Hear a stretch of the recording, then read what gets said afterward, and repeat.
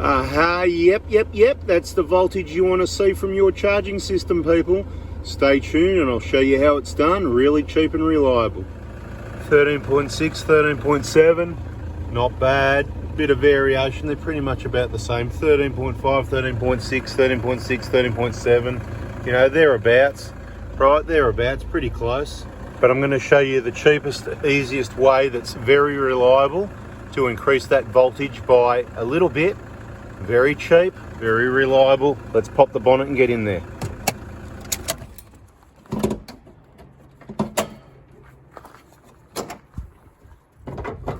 Okay, over here somewhere. We're going to need to get into this fuse box. So I hope you haven't put too many accessories over and around it that you can't simply just move out of the way like that. Oh, it's a little fuse, is it? Modified fuse, booster diode, very reliable. We've had one of these in our 120 for about 10 years and we know plenty of other people that have got them also. Here it is on the bench. And here's some of the details, and the link will be in the description. This is the one that I used about 10 years ago in the 120 Prado, and I'll show you how to install it and I'll show you what it does. And it's your choice if you do this. I'm just telling you what I did. It works really well. If you've already got your DC-DC charger, I'm sorry, I didn't tell you to go and get one of those. You've spent a lot of money and there's a lot of people that probably shouldn't have, don't need one. This thing, it boosts up the voltage by about 0.5, 0.6. I'll show you where it goes. Let's do that now and let's have a look at the difference. I'm not saying the voltmeter on those USBs are accurate, very close, within about 0.1, 0.2 max, but you know what I mean, yeah, you know what I mean. That slight variation between the two, it's about right, and the part will be accurate. We've got the engine switched off. When we put this in, what it changes to will also be accurate. This is a bit dusty at the moment, and so are most people's cars. So one of the first things I like to do, give it a bit of a clean up. And then we're going to get in there and open the lid on this fuse box by just generally pressing that little button there. The top should come up and it'll hook off one way if it hasn't been. You might have one or two little, problem is I'm trying to get in there and show you without getting in the way of the picture. So it just doesn't work. But anyway, right, basically just unhook the, Anthony can't open a fuse box, right? Just carefully, you know what, I'm going to get in the way of that. Okay, take two, but we'll leave take one in there. So like I said, squeeze that clip there. That one releases. Then you've got two more clips at the back and another one on the end here. So you can get a little tool or just get your finger in there and squeeze it out and that'll lift that up. All right. And there it is. And it'll give you some directions in there. Once again, we're just going to get that air. I love cleaning things, don't you? Look at all that, hey? Do you reckon it'll be happier clean without that in there?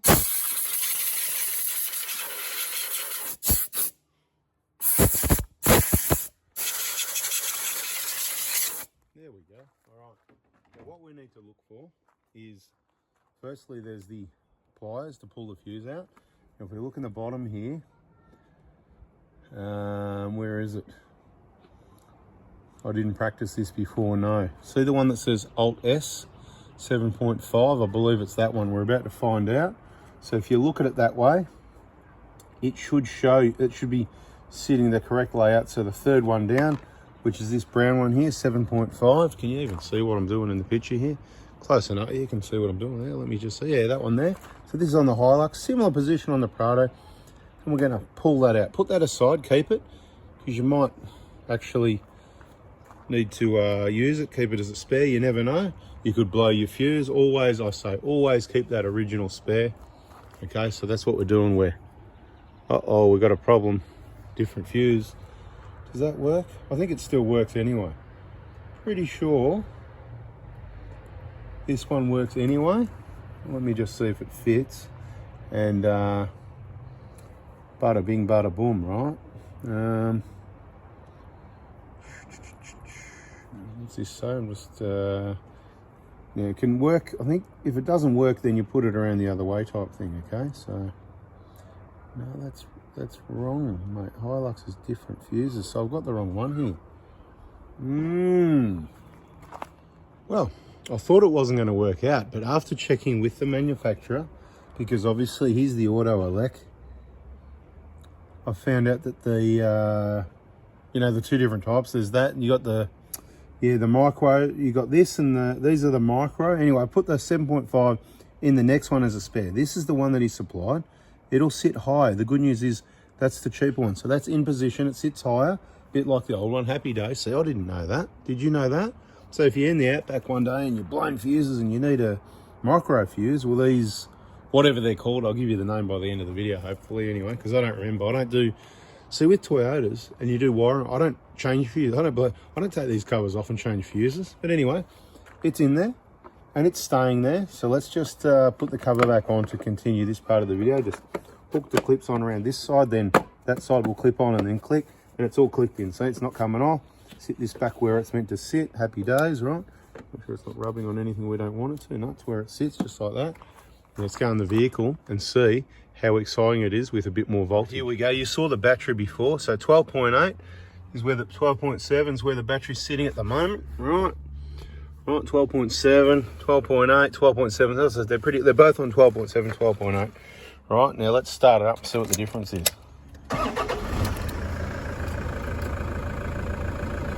Nothing. The alternator's not working. Oh, that's not good. What do we do? Oh, ho, ho. Wait a second and see what happens. What's going on there? Hasn't made any difference. What's going on?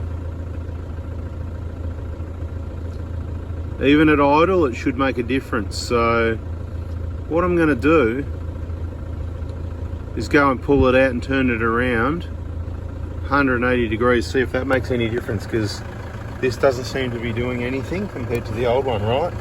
I'm sure we could agree, even if we did the...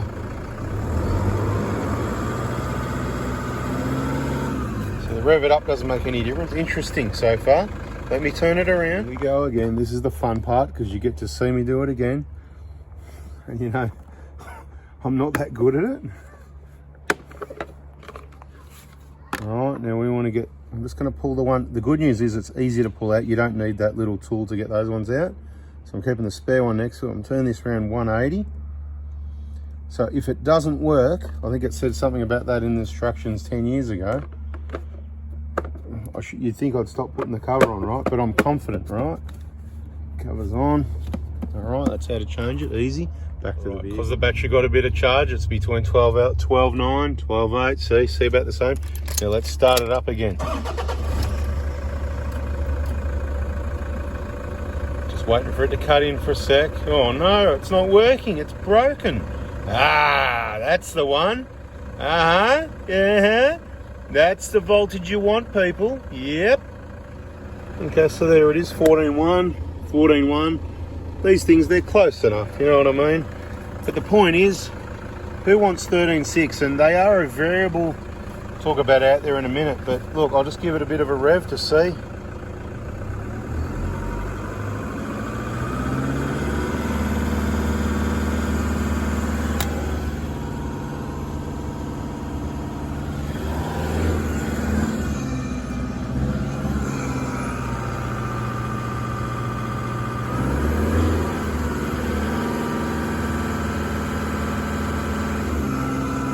Let's turn the lights on.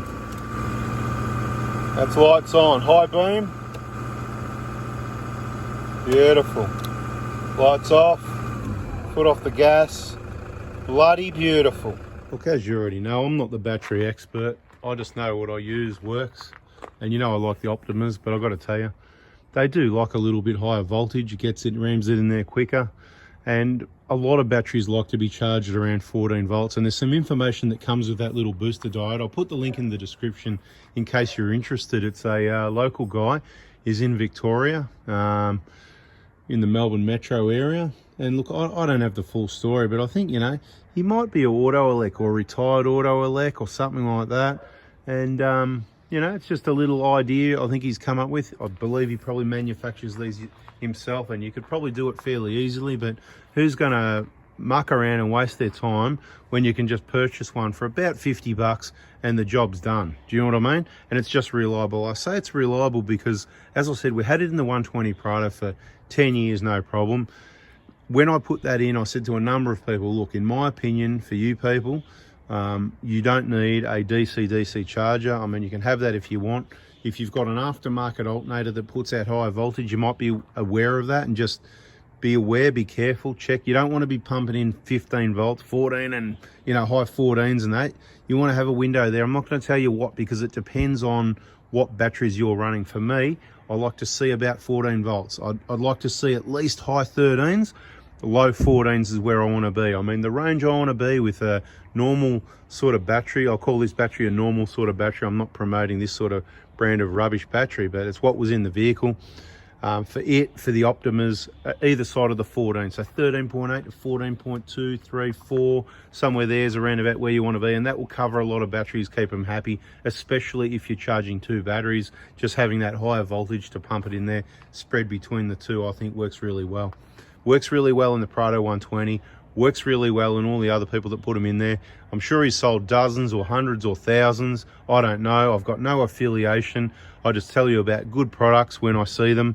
And you know what? I'm just getting a bit sick and tired of people wasting money on things they don't need to waste money on. So something to think about if you want to increase your alternator. So just a little bit more. So what these alternators do on these vehicles, I'm not going to go into calling them smart alternators or that, because they're pretty dumb actually.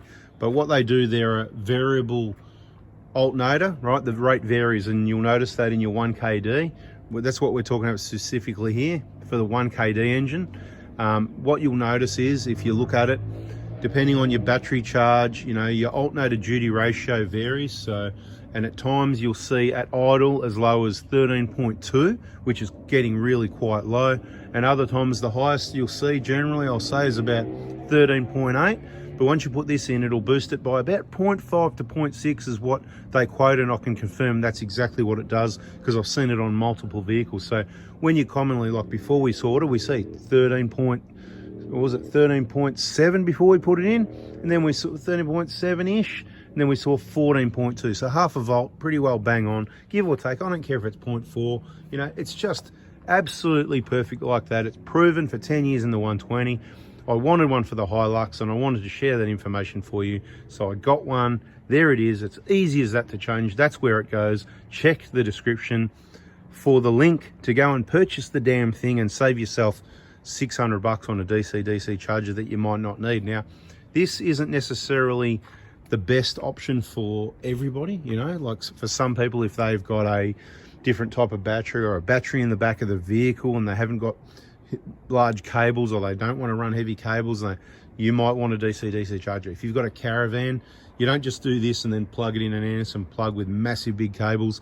That's at the distance. It's easier just to get that DC-DC charger in there. It's got your solar input. So there is definitely a purpose for DC-DC chargers, and to be quite honest, I think the Australian made Red Arc ones like the BCDC 1225, and I don't use them, install them, stuff like that. It's just obviously we see them in vehicles, we get to hear and know what the go is, what's reliable. A lot of people use those, just like these Red Arc SBI 12s, whatever they are over here, you know, the ones, right? It's just a voltage sensitive relay. It senses this battery and it connects. Once the charge of this battery goes above 13, bang, it connects and goes to, in this case, the battery's in the back of the ute, not here. And of course, when this battery drops to something like 12.8, it will disconnect, so this battery doesn't get, you know, your other battery, your auxiliary is your sacrificial battery. So a little bit of extra information there for the people that don't understand. That's the basics of it all. There's more information. We've probably got a playlist there called batteries, solar, charging, that sort of thing. I'll put this one in there. Check that playlist out if you like. Thanks for watching, guys. Hope you liked it. Hit the like button, subscribe, turn the bell on. And like I said, I'll put the link in the description. Thank you all very much. See ya.